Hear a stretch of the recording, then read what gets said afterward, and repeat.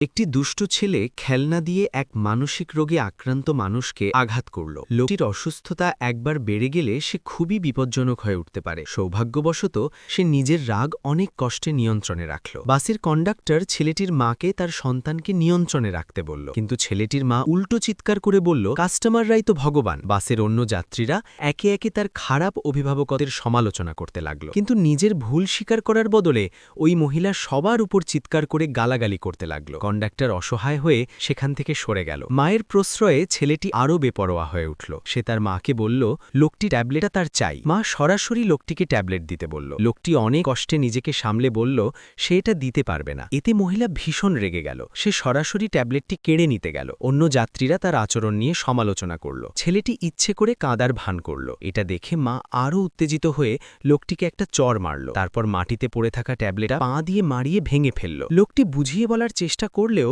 মহিলা তাকে বারবার চড় মারতে থাকল। লোকটি তার হাত শক্ত করে ধরে রাগান্বিত চোখে তাকাল। ঠিক যখন সে নিয়ন্ত্রণ হারাতে যাচ্ছিল তখন সে ডাক্তারের কথা মনে করল। ঝগড়া করা যাবে না, না হলে ভয়ঙ্কর কিছু ঘটতে পারে। সে জোর করে নিজের রাগ দমন করল। শান্ত হয়ে সে মহিলাকে অনুরোধ করল তাকে উস্কানি না দিতে এবং বলল যে সে গুরুতর মানসিক রোগে ভুগছে। কিন্তু মহিলা সেটা মজা ভেবে আরও আক্রমণাত্মক হয়ে উঠল এবং আবার মারতে গেল। এই সময় লোকটির পকেট থেকে তার ওষুধগুলো পড়ে গেল। মহিলা ভাবল এগুলো ভান করার জন্য রাখা। সে ওষুধগুলো তুলে মাটিতে ছড়িয়ে দিল। নিজের আবেগ নিয়ন্ত্রণে রাখতে লোকটি বাধ্য হয়ে নিচু হয়ে ওষুধ কুড়াতে লাগল। হঠাৎই মহিলা তার হাতের ওপর হাই হিল জুতো দিয়ে পা রাখল। লোকটি দ্রুত তার মায়ের রেখে যাওয়া জেড পেন্ডেন্টটি শক্ত করে ধরল এবং নিজেকে শান্ত থাকতে বলল, কিন্তু ছেলেটির চোখ পড়ল পেন্ডেন্টটির ওপর। মহিলা সেটা কেড়ে নিল। লোকটি অনুরোধ করল পেন্ডেন্টটি ফিরিয়ে দিতে, কারণ এটা তার কাছে খুবই মূল্যবান, কিন্তু মহিলা সেটা মাটিতে ছুঁড়ে ফেলল।